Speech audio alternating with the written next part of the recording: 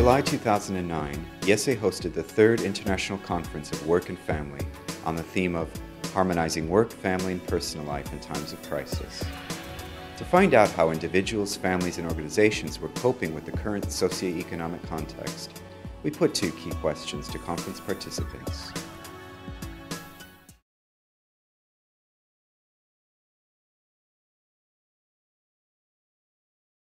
Some programs actually are being offered more now, others a little less now, but by and large, companies are not disbanding programs to any great extent.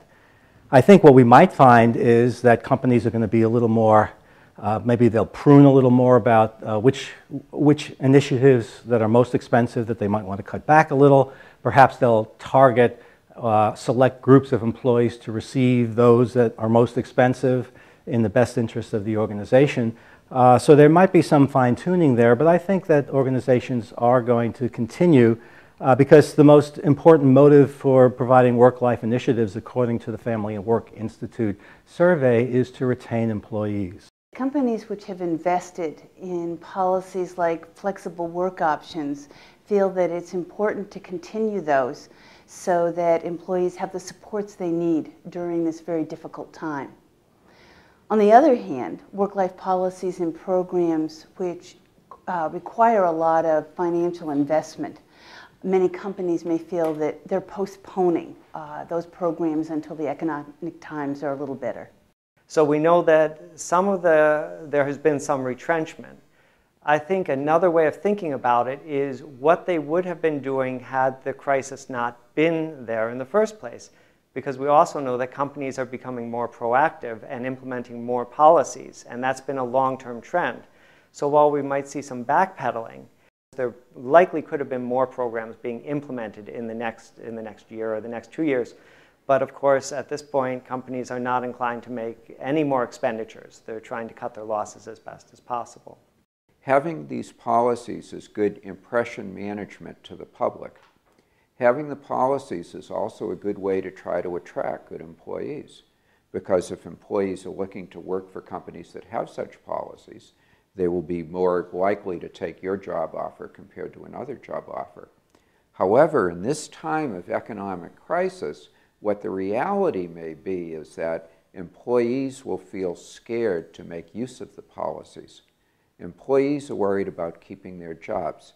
The people who administer the policies are also worried about keeping their jobs. This means the people in the Human Resources Department, the supervisors who will have employees that are making use of the policies.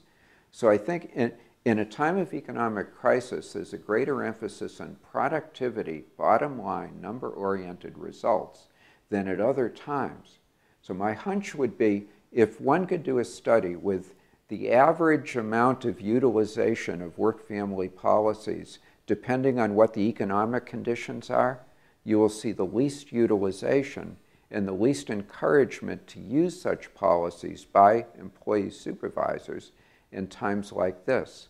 Well, the thing is, which were the reasons why those companies were starting to be family responsible or having work-life policies? If the reason was just image, or just attracting and retaining people instead of really being loyal to these people, then it's easy that they don't remain with those policies. Otherwise, if they had, the reason was to make it easier for the people in the company to balance their lives, then it's easier than that they keep on doing that, because when you are really aware of the consequences of balancing work and family life, you see that the cost is not in those policies, but in not having those policies, which means you will have people less committed, and then even in the times of crisis, less wanting to do their best, which is when we need them most. There are companies that, because of the crisis, they really need to be much more creative in the ways they are working.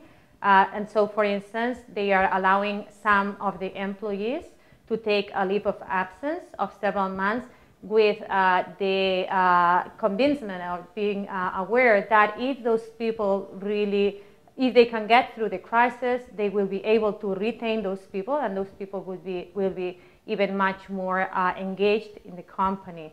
However, we have also companies that really use their work-life policies only as a marketing tool, so that they get out in the newspapers, so that they make it to the public media. So those are the companies that at this point they are cutting down on those policies. I haven't talked to any companies that are suspending policies, but I think companies are very reluctant to spend money right now on new policies. What I also see, though, is that this is an opportunity for innovation. And a lot of times, innovation comes out of periods of crisis. So it may be that companies will be more open to something like telecommuting, which can also be justified by environmental issues, that job sharing may become more, companies may be open to that as a way to keep employees but have them reduce their number of hours. I think that work-life policies are not being sloughed off, without thought and care. I think people in organizations are really just thinking very hard about what things are excess and what are central to the effective functioning of the organization.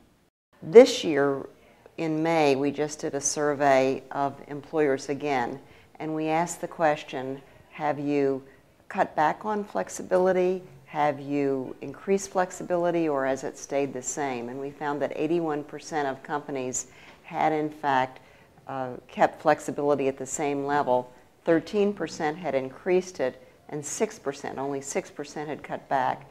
Employers are using flexibility as a way to control labor and operational costs.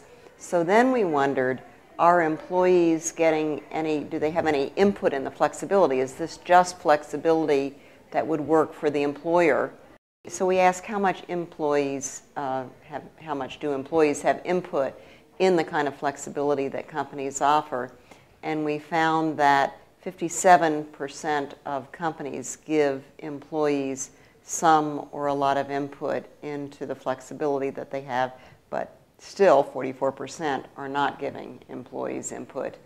Employers are using suggestion boxes to ask employees how they might cut costs. They're arranging time off to coincide with school vacations. They're letting people take time off if they want to, but have job security to come back. There are hundreds of creative ideas that employers are using. They're also giving employees much more financial advice, helping them use the money that they have more effectively, so that the good companies are doing a lot to help employees weather the financial crisis. There are some companies who say, all I can worry about is making payroll. I can't even be thinking about how we could possibly consider the work-life needs of our employees. I think that's pretty short-sighted. There's a lot of evidence that in the short term that might make sense, but in the long term there'll be a price to pay in terms of keeping high-quality talent. Hopefully this global recession is not going to go on forever, and when things do turn around, who are you going to have available to do the work that you need to do? I think more forward-thinking companies have sort of seen this as an opportunity to show ways that maybe for not a lot of cost, but they can be creative in demonstrating that employees really are a very high priority. What can they do to support them? How can they make them more resilient? What are the things that they can do to help them through these difficult times? I think in some companies, there's one cluster that will say, you're lucky to have a job. Job security is work-life and a paycheck and work long hours, and please don't ask us about work-life balance. We really want work-life integration, where you're going to be working all the time or taking work home, particularly for professionals. I think there's another group of companies that are strong culture companies that were doing work-family not as a fad, but because it was part of really how they were viewing the employment relationship of investing in people. I think in those companies they're trying off sabbaticals and sort of shared time off, where rather than firing a worker, We will let you have job security if you have a 1 or 2 weeks where you're going on vacation. And in some of those companies, they're re-looking at work processes and saying, now's the time to retool. Let's look at our work systems. We can't keep doing things the same old way. Workloads are rising. Let's re-engineer work and become a results-oriented workplace where we get rid of low-value work and try and have new work systems. So some people are saying in terms of our human resource systems, we just need to take a fundamental look at what we're doing and try to do things differently. So what I'm hearing is a lot of organizations are thinking about basic issues like how we train people, how we help them become employable, so that if they do lose their jobs, they really have the skills and the attitudes to do a good search, to explore, to get research and information. So they're talking about equipping people better to deal with crisis and stress. And I think many policies will be suspended. In my own university, for example, there are instances where they were giving scholarships to students, and they have all been suspended for a 2-year period.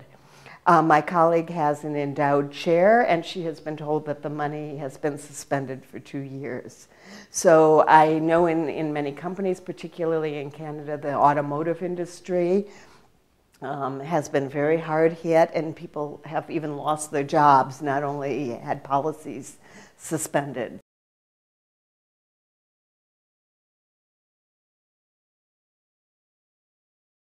There are a couple of pressures. One of them that you mentioned is the need to perform with fewer resources. As more and more people are let go, that means more work falls on the remaining individuals. So there is this pressure to perform, and as a result of that, people are working harder, and people probably are less willing to publicly complain, at least, about the workload. But the pressure to do more with less is not the only stress, it's not the only pressure. The other one is the uncertainty, because their job may be next. Which is one reason why they're working harder. So I think what people, I'm not saying that they are doing this, but I think that people should be doing this in terms of the reaction to the situation, is to control, to manage their careers proactively, to continue to develop skills that are marketable, that are transferable, because in today's economy, although many jobs are being lost, other jobs are being created. I think the real challenge is going to be in these difficult times with the pressure to do more for less is how will individuals achieve new employment and maintain that employment on the one hand while attaining the balance in their life that they want to achieve, that's appropriate for them. Employees are finding themselves in very difficult situations, in part because they are very fearful about their job security. Some of the recent work that the Center on Aging and Work has completed, we have found the employees reporting increase in workload. They are reporting decreases in supervisor support. But the interesting result that we're finding is employees of different ages are responding in different ways. For example, around measures of employee engagement, older workers are sustaining their engagement through these difficult times. When we have an economy that's undergoing a crisis like this, if one partner loses his or her job, both careers can be placed in jeopardy, and most American families are operating with very few reserves. And so what happens is there is a considerable fear for employees, and they will take on additional responsibilities. They'll work into the weekends. And so there's certainly this intensification of work, and there is a fear factor that underpins this, because the risks of losing one's job, and particularly in the United States, means oftentimes coming to the floor with no savings or few savings, large debts, losing health insurance, and also losing a home. And so that's a very serious problem. Many people are in a state of fear. And so this will lead one to work more hours, to try to look like a better employee, to try to help to keep my job, than at other times where it might seem like economic conditions are better off. So yes, there's a higher pressure to perform. And at the same time, there's been a long-term trend among companies just to try to foster, while they have the family-friendly policies on their website, they also try to foster what's been called a long work hours culture. We need people to stay around, or if not physically around, we need you to be available on your BlackBerry or your email or wherever you might be. And what ends up helping them to hold their jobs most is not the fact that they've achieved a satisfactory sense of work-life balance, but it's whether their employers see them as having been productive.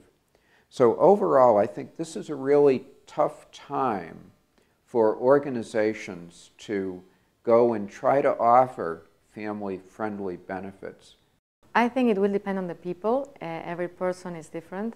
And then if they are well trained in time management, they will be able to keep on balancing their lives. Otherwise, it's very difficult because many times it is not to do more or less hours, but to do the hours in the right way and in the right place. Sometimes you can do things at home, sometimes you need to be in the office, but well, maybe with the crisis we can finish with the presentism and the facing. All of us are a little worried about that, but I wouldn't say that that means that people need to work more in terms of more hours, but that people need to work in a way that is more smart. So, for instance, companies that are dealing well with the crisis are helping employees realize that what they need to do is to be more aligned with the mission of the company. Sometimes people think that the smarter way of dealing with the crisis is just working longer hours, which usually doesn't work that well, because working longer hours doesn't mean that people are going to be more productive. People will be more reluctant to use flexible work policies to work from home because they really want to be present at the workplace to feel like they can better demonstrate their value to employers. But it also may be that, to some extent, I think the experience of work-family conflict is self-imposed.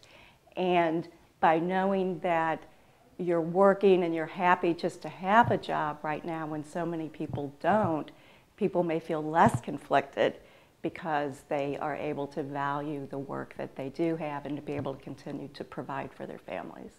I think that employees are having some additional pressures. Certainly, it might have to do with what is going on within their organization, or it may be just that they know people in their lives who are having trouble. And so that's certainly something that's likely to be concerning and lead to more stress and potentially more burnout in terms of the work. I think in addition that if there are layoffs or other types of situation in their own organization, that's going to add additional pressure and stress. There's research on downsizing and layoffs that show that does affect employees profoundly, although procedural justice, feeling that there's been a fair process and that there's a good reason for it, can help to alleviate that strain.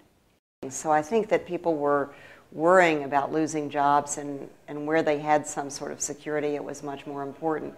We did find that physical health was worse in the United States. Mental health was about the same, but there still were a lot of problems. We found that 1 out of every 3 employees is experiencing 1 or more symptoms of clinical depression. Problem sleeping is really very widespread. Fewer people are saying that they're in good health. There are just more health problems. We've followed that for the last 3 decades. We've asked whether, if a company offers flexible time and leave policies, whether there's jeopardy, whether people who use them are less likely to get ahead, or those sorts of things. And we haven't seen a change in those. It's still 2 in 5 employees who are feeling that there's jeopardy. So the numbers are high, but it hasn't gone up or down in statistically significant ways. There's a lot of pressure to make themselves, what I've heard, you have to make yourself indispensable. You have to make sure that if there's 5 people in your department, there's no chance, if they're going to get rid of 1 person, that it's going to be you. And that you have to demonstrate a very high level of commitment, workload intensity, dedication, and work. It has to be clear to your supervisor and your organization that work is your #1 priority.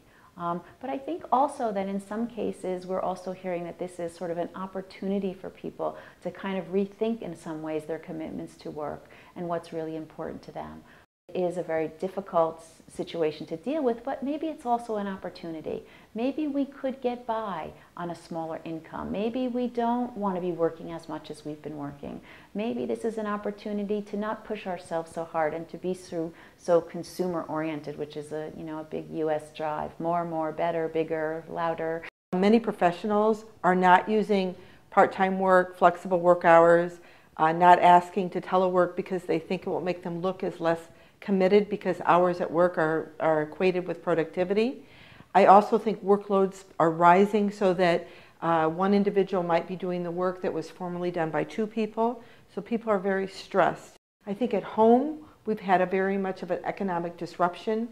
We may have new roles for employees as a spouse may have lost a job, so you might have more women being breadwinners in the United States. 1 out of 10 people are out of work right now, and this has affected men more than women, particularly high-earner male professionals. And it's very hard for high-earning male professionals who are over 50 more and make more money to find a new job in this crisis. More generally, people want to show their value to the organization. So if it means taking on more workload, then I think people want to do that.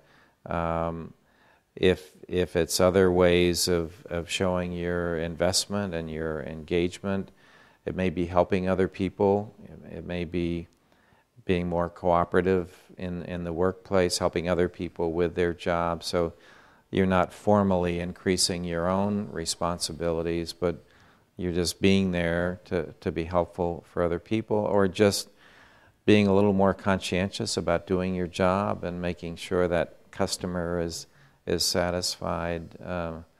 So I think there are a lot of little everyday ways that people are responding. They are being asked to reduce their wages, to work longer hours, to perform more, and many employees are in fear of losing their jobs if they don't comply with these demands. But I think there are other sectors of employment, the highly unionized sectors, particularly in the automotive industry, where they've just seem to have blinders on, and what they've been saying is, we refuse to take any wage cuts, we refuse to work harder, and it's quite unreasonable of them given the current economic times that we're in.